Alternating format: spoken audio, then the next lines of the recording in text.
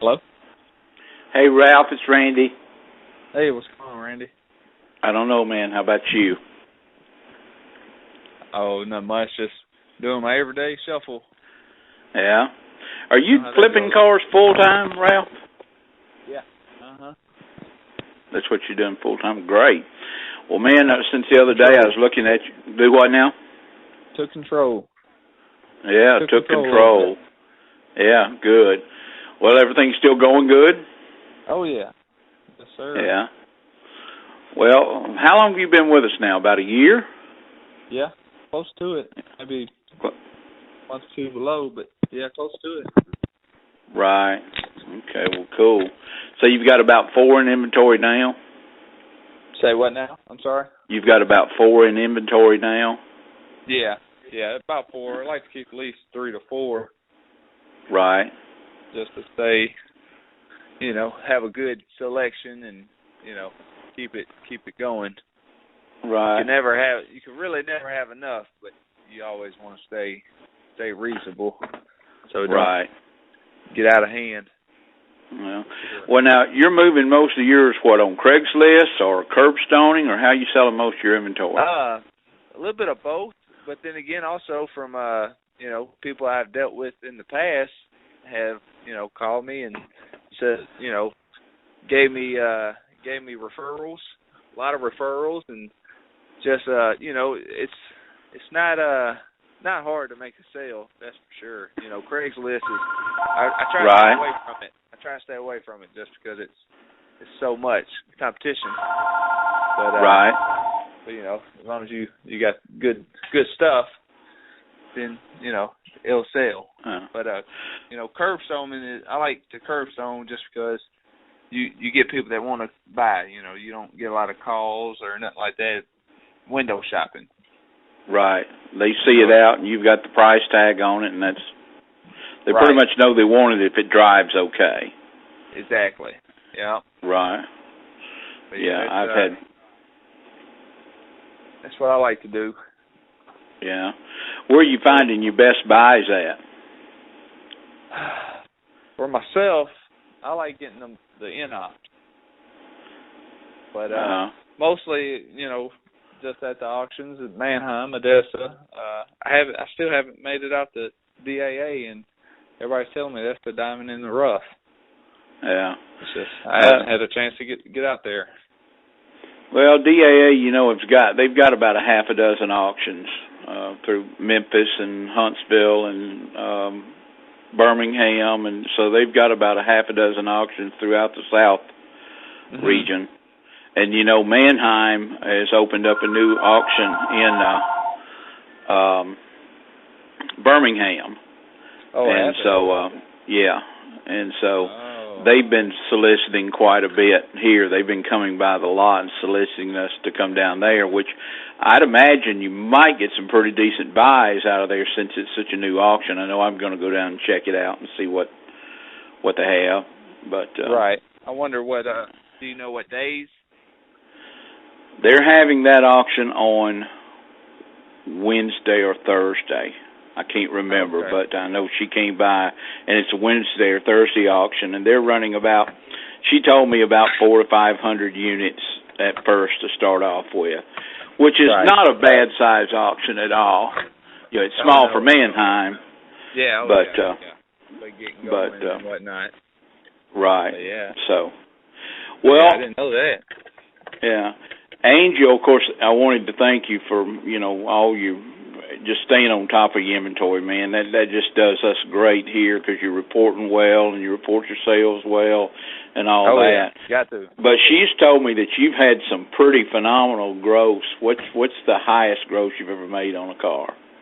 I would say probably right at 2,500.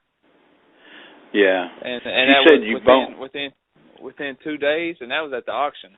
That was taking it from one auction to the other. That was amazing, man. She told me that you bought one at Odessa. No, I bought it. Yeah, I bought it at Odessa, and I sold it right back at Odessa.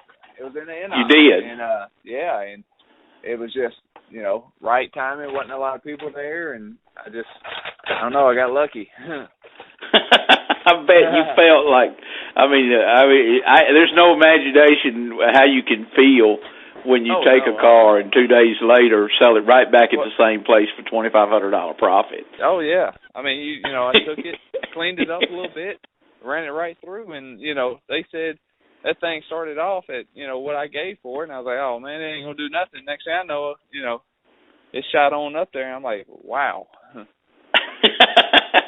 Did you have to pinch yourself? Yeah, I did. I had to get that check and run. I know it, man. When you got a profit that size coming in 48 hours, all you want to do is grab the check and get out. I've been down that road, man. Yeah, but given those are few and far between, but when they hit, and it's nice. Exactly. Have you? Go ahead. They don't come very often, but when they do, it's nice. Right. What are you maintaining any kind of an average or?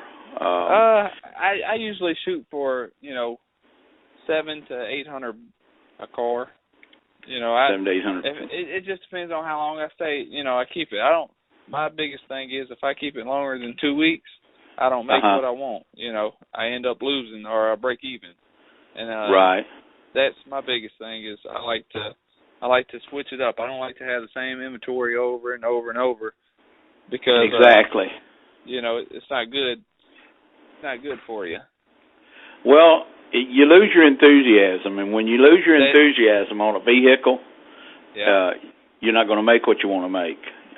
Right. Yeah, and so the best time to sell them is when you just acquire them because you're still hot and excited about them and everything, and so that's always the best way to sell them. So basically, I mean, it's been that way for years. You always get the most when you want to sell it, or you think you're going to sell it the least.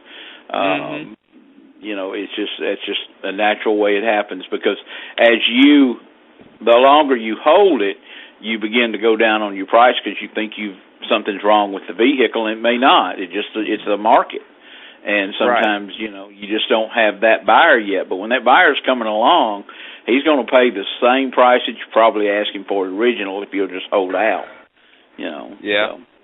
So, and that's the key too is not pricing your stuff too cheap, and settling for less. Being right. Sometimes you price them low, they people think something's wrong with them. Exactly. Exactly. So you're able to afford a lifestyle, flexible. How many hours do you think you're popping out a week? I gotta pick up a hobby or something because getting lazy. It's right. It's easy to not do as much. I would say probably roughly about going to the auctions, picking up the cars, running and get a battery or, just, little maintenance and stuff like that. Probably around 25 to 30, no more than 30. But, it's on my time, so it ain't like I got to be here, got to be there, It's right. Just making the auctions, That's about, I say around that number. That's the biggest thing the biggest thing that I find is people that get into it full time. If they don't have a hobby, they wind up spending more money because they got more time to spend more money. And that's true too. That is very true too. It's easy to buy. It's easy to get inventory. It's not hard to get inventory. Now, weren't you flipping before you got your dealer's license? I was. I was doing it. Been doing it for about 10 years now, and it's just, it's definitely a learning curve when you can go to the auctions and know what to buy and when not to buy. To know what's going, how things are going at the auction and whatnot. So, it's a good 2 to 3 weeks learning curve. And the best thing to do is go with somebody that knows the ropes to show you. I think. Right. Yeah. Now, your main reason for getting in was what? Finding inventory? What was your motivation for getting into the? Well, I just always wanted a car lot, and right. It's too much money. It's too much hassle to deal with, too much money to go with. So this is ideally for me because it's pretty much my own car lot, but right. I got resources. I got sure. if I'm having I know if I have trouble with a car, I could put it on our website, or I could put it down there at the lot, and and try right. to get rid of it that way. It's just helpful. So when you were buying before, the most places you were finding them, you were trying to buy them off of Craigslist and public sales and stuff like that? Right, public auctions, and it's really no, just, and I wouldn't have more than one at a time then, just because it was a lot harder to do, as well as, it's a lot harder to find deals, I guess you could say. Right. So it was just and then on top of that, you had your tax issues. That too, what yeah. Are you gonna... and taxes can eat up your profit quick. Exactly. And so, for me, it's something that I won't be without, because at the very least, our licenses in our group right now are costing what most people are paying in a car payment. And so if they do nothing but buy one car a year and sell it, and they'll make enough off of that car to where they're really driving their cars free, because all of us drive our inventory. Oh yeah. You got to, because you want to know what you're selling. You want exactly. To so yeah, right. You definitely. And like I said, if I had a full, a full-time job, I would still keep my license, just because it's it's worth it. To you could do one sale and make, like you said, make the rent and for the whole year, Right. And then it's always good to help other people out too, Exactly. Hey, I can run you to the auction and do whatever. I mean, how's what your buddy's named Chase?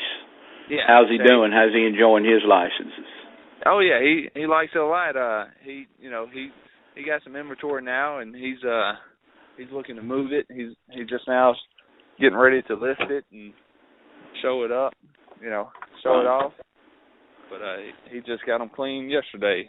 Took some pictures, and it's like fishing, just about to throw his bait out. There you go. What's he got? He's got two pretty high dollar pieces, doesn't he? Yeah, he two does. or three. He has two top, a lot of money, which. That's the kind of market he wants to target, and he knows about them vehicles. So that's another thing I would say is helpful, is knowing your niche. Right. Something that you like and you know about.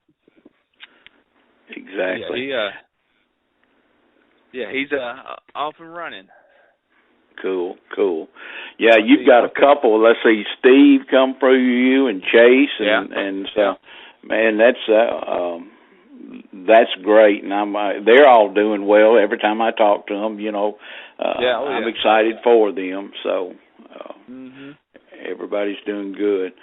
Well, I wanted to talk to you, man, because like I said, you're just the epitome of the profile we like in the group, that people can go out here, they can earn a good living and not have to kill themselves in doing it, and that's what the whole thing is about, is the people that want to, you got to have a little bit of money. It's not like you got disposable income. You're keeping it flipping in inventory, but it's safe. You can always sell your inventory. You're never without cash. Like you always got an auction that you can run it back through and convert back to cash if you need to. That's true. And so that's what excites me about it.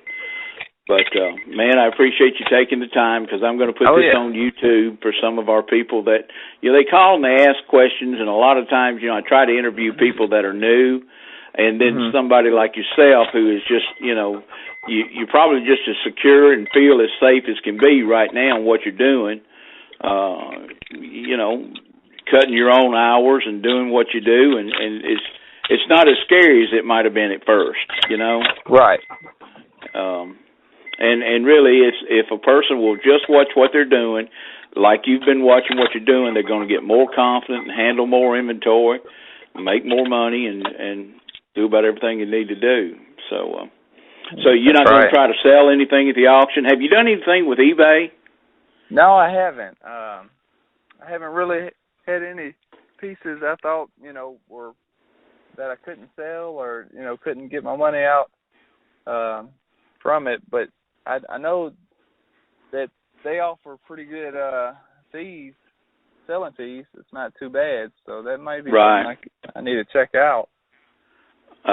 Man, I've just done phenomenal with eBay. They just sell. I mean, the world's largest retailer of automobiles, and so I've done just absolutely phenomenal. So I'm trying to buy up a bunch of Jeep Cherokees right now. If you run across any of those, and Wranglers are always high, but man, these little Cherokee Sports are climbing. I got a great deal on one the first part of this week or last week in Mannheim, and I got it on eBay, and it's right at 3 times what I paid for it. Wow! And so I'm excited about some of the stuff I get on eBay.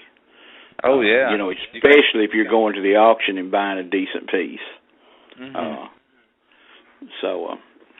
That's what my phone's been sitting here ringing a while ago because I've gotten people already calling in on it's 4x4 Cherokee that I've got, and so up north they're really excited about 4x4 vehicles if they're running good and no rust.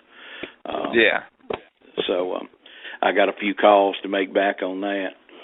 Well, buddy, I appreciate you taking your time, and I hope let me know if you are going to any auctions this week, because I'd still like to kind of see what kind of method you got to your madness. So just, if you will, text me and let me know where you're going to be, and I'll try to hook up with you and buy you lunch or something. All right. Well, that'll work. All right, buddy. Thanks, Ray. Right. Bye. Bye.